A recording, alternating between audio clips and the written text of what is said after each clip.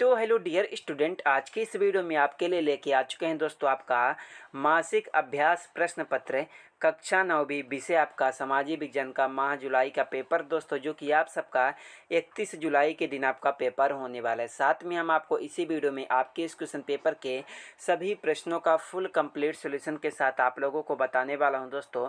तो आज के इस वीडियो को आप लोग पूरा कंप्लीट तक आप लोग जरूर देख लीजिएगा, क्योंकि आज के इस वीडियो में आपको सभी प्रश्नों का फुल सोल्यूशन विद पीडीएफ के साथ आप लोगों को इसी वीडियो में मिलने वाला है।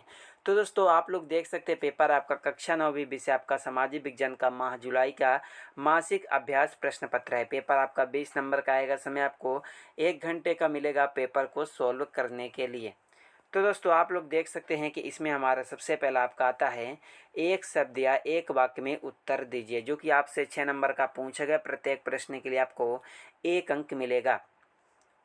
तो इसमें हमारा पहला प्रश्न आपका आता है कि अरुणाचल प्रदेश और गुजरात के स्थानीय सीमा में कितना अंतर हो सकता है। तो आपको पहले में लिखना होगा दोस्तों 29 देशांतर। कितने का? 29 देशांतर का हो सकता है। पहले का आपका राइट आंसर हो जाएगा दोस्तों, अरुणाचल प्रदेश और गुजरात की स्थलीय सीमा में 29 देशांतर का अंतर हो सकता है, जो कि आप लोग दोस्तों आप लोग यहाँ पर इसका लिखित आंसर देख सकते हैं। गुजरात से अरुणाचल प्रदेश के बीच का अंतर लगभग 29 देशांतर है। तो उसके बाद दोस्तों हमारा आपका 2 में आता है कर्क रेखा भारत के कौन कौन राज्यों से होकर गुजरती है, उनके नाम लिखिए। तो चलिए दोस्तों आपके दूसरे प्रश्न के राइट आंसर को देखते हैं कि कर्क रेखा भारत के कौन कौन से राज्यों से होकर जाती है। तो दोस्तों आप लोग यहाँ से दूसरे को उत्तर देखिए। भारत में कर्क रेखा 8 राज्यों से गुजरात, राजस्थान, मध्य प्रदेश, छत्तीसगढ़, झारखंड, पश्चिम बंगाल, त्रिपुरा तथा मिजोरम से होकर गुजरती है। तो आप लोग यहाँ से दूसरे को उत्तर देख लीजिएगा। तो उसके बाद दोस्तों हमारा आपका नेक्स्ट प्रश्न आपका 3 में आता है स्थायी पूंजी किसे कहते हैं। चलिए दोस्तों आपके तीसरे प्रश्न के राइट आंसर को देखते हैं कि स्थायी पूंजी किसे कहते हैं। तो दोस्तों आप लोग यहाँ से तीसरे का आंसर देखिए। स्थायी पूंजी वास्तव में क्या है? स्थायी पूंजी वह नकदी है जिसका उपयोग दीर्घकालिक या पूंजीगत उपकरण खरीदने के लिए किया जाता है। किसी व्यवसाय द्वारा किया जाने वाला सबसे बड़ा निवेश अचल परिसंपत्तियां होती हैं जिनका उत्पादन में निरंतर उपयोग होता है, उन्हें हम स्थायी पूंजी कहते हैं। तो दोस्तों आप लोग यहाँ से तीसरे प्रश्न के राइट आंसर को देख लीजिएगा। तो उसके बाद दोस्तों हमारा आपका 4 में क्या आता है। 4 में आपसे पूछेगा कि पेट्रियाट नामक पत्र के संपादन का कार्य किस नेता ने आरंभ किया। तो चलिए दोस्तों आपके चौथे प्रश्न के उत्तर को देखते हैं। तो आपका चौथे का आपका राइट आंसर हो जाएगा गिरीश चंद्र जोशी। किसने? गिरीश चंद्र जोशी ने। गिरीश चंद्र जोशी आपका चौथे का राइट आंसर होगा। तो उसके बाद दोस्तों हमारा आपका 5 में आता है शक्ति विकेंद्रीकरण का सिद्धांत किसने प्रस्तावित किया। चलिए दोस्तों आपके 5वें प्रश्न के राइट आंसर को देखते हैं। तो आप लोग यहाँ पर 5वें का उत्तर आप लोग देखिए। शक्तियों के पृथक्करण का सिद्धांत फ्रेंच दार्शनिक मॉन्टेस्क्यू ने दिया था। किसने? मॉन्टेस्क्यू ने दिया था। तो आपका ये 5वें का राइट आंसर होगा, मॉन्टेस्क्यू। उसके बाद दोस्तों हमारा आपका नेक्स्ट प्रश्न आपका आता है 6। किस अवधि के दौरान चीन ने विश्व के इतिहास में अपना सबसे बुरा अकाल दर्ज किया। इसका आपका राइट आंसर हो जाएगा दोस्तों आपका। चलिए आपके छठे प्रश्न के राइट आंसर को देखते हैं। तो आपका 6 का जो राइट आंसर हो जाएगा, चीन में 1958 से 61 का अकाल विश्व इतिहास का सबसे भयानक अकाल था। इस अकाल में करीब 3 करोड़ लोग मारे गए थे। तो आप लोग यहाँ से देख लीजिएगा दोस्तों, आपका ये छठे प्रश्न का आपका राइट आंसर हो जाएगा। उसके बाद दोस्तों आपका आता है नेक्स्ट प्रश्न, प्रश्न नंबर 2, जिसमें आपका पूछा गया कि निम्नलिखित प्रश्न को उत्तर दीजिए, जो कि दोस्तों आपसे प्रत्येक प्रश्न के लिए आपको 2 अंक मिलेंगे। टोटल आपके इसमें से 7 प्रश्न पूछे गए हैं, जो कि आपका टोटल 14 नंबर का है। तो इसमें हमारा पहला प्रश्न आपका आता है लोकतंत्र में अभिव्यक्ति की स्वतंत्रता के अधिकार का क्या महत्व है। 2 नंबर का पूछा गया। तो चलिए आपके पहले प्रश्न के राइट आंसर को देखते हैं।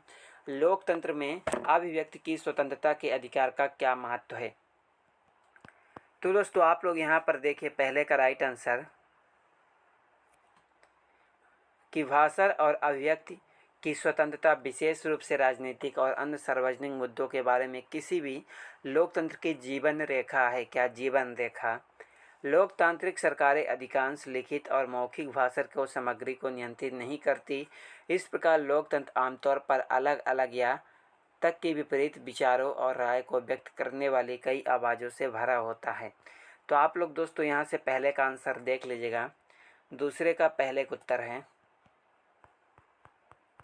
तो उसके बाद हमारा दोस्तों आपका 2 में आता है कि कृषि क्षेत्र में कौन सी बेरोजगारी पाई जाती है। इसका आपका राइट आंसर हो जाएगा दोस्तों कि कृषि क्षेत्र में प्रच्छन्न बेरोजगारी पाई जाती है, जो कि आप लोग यहाँ पर देख सकते हैं कि कृषि क्षेत्र में प्रच्छन्न बेरोजगारी पाई जाती है। चलिए आपके लिखित उत्तर को दिखाते हैं। तो आप लोग यहाँ पर देखिए, सही उत्तर होगा प्रच्छन्न बेरोजगारी। प्रच्छन्न बेरोजगारी भारत के कृषि क्षेत्र में पाई जाती है। उसके बाद दोस्तों हमारा आपका 3 में आता है कि प्रच्छन्न बेरोजगारी क्या है। चलिए दोस्तों आपके तीसरे प्रश्न के उत्तर को देखते हैं कि प्रच्छन्न बेरोजगारी क्या है। तो दोस्तों आप लोग यहाँ से तीसरे का उत्तर देखिए कि प्रच्छन्न बेरोजगारी वह बेरोजगारी है जो समग्र आर्थिक उत्पादन को प्रभावित नहीं करती। यह तब होता है जब उत्पादकता कम होती है और बहुत कम नौकरियों के लिए बहुत अधिक श्रमिक नियुक्त किए जाते हैं, तो उसे हम प्रच्छन्न बेरोजगारी कहते हैं। तो आपका ये तीसरे का राइट आंसर हो जाएगा। तो उसके बाद दोस्तों आपका आता है प्रश्न नंबर 4, जिसमें हमारा पूछेगा कि तृतीयक क्षेत्रक से क्या सह उदाहरण दीजिए। दोस्तों जो कि आपका 2 नंबर का पूछेगा, तो चलिए आपके दोस्तों चौथे प्रश्न के राइट आंसर को देखते हैं। तो दोस्तों आप लोग यहाँ से चौथे का उत्तर आप लोग देखिए, तो आपका ये दोस्तों आपका हो जाएगा चौथे प्रश्न का राइट आंसर।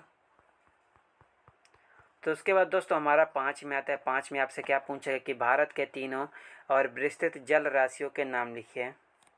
चलिए आपके 5वें प्रश्न के उत्तर को देखते हैं। तो दोस्तों आप लोग क्वेश्चन नंबर आप लोग 5वें का उत्तर आप लोग देखिए, भारत के तीनों और विस्तृत जल राशियों के नाम। पहला, भारत के 3 और की जल राशि। पहला, पूर्व में बंगाल की खाड़ी, पश्चिम में अरब सागर, दक्षिण में हिंद महासागर। तो दोस्तों आपका ये किसका राइट आंसर आपका हो जाएगा, आपका ये 5वें का राइट आंसर हो जाएगा। तो उसके बाद दोस्तों हमारा क्वेश्चन नंबर आपका 6 में क्या आता है। 6 में आपसे पूछेगा कि सुएज नहर के निर्माण का भारत और यूरोप के व्यापार में महत्व को लिखिए। दोस्तों जो कि आपसे 2 नंबर का पूछेगा, तो चलिए आपके छठे प्रश्न के उत्तर को देखते हैं। तो दोस्तों आप लोग यहाँ से क्वेश्चन नंबर आप लोग 6 का उत्तर देखिए।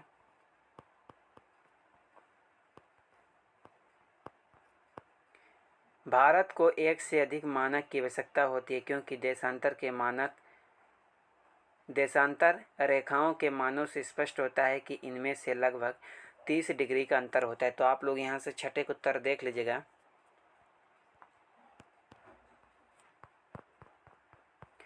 तो दोस्तों उसके बाद हमारा क्वेश्चन नंबर आपका 7 में क्या आता है। 7 में आपसे पूछेगा कि भारत में मानक समय की आवश्यकता क्यों है, बिंदु से स्पष्ट करने हैं आपको।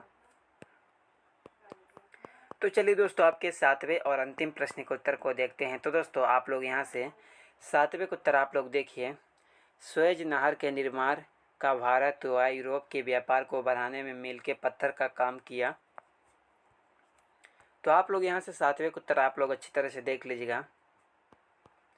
तो दोस्तों आई होप आप लोगों ने सभी प्रश्नों को याद एंड सॉल्व कर लिए होंगे। कहीं पर भी आपको डाउट होगा कमेंट बॉक्स पर कमेंट जरूर कीजिएगा। चलिए मिलते हैं किसी आपसे नेक्स्ट वीडियो में।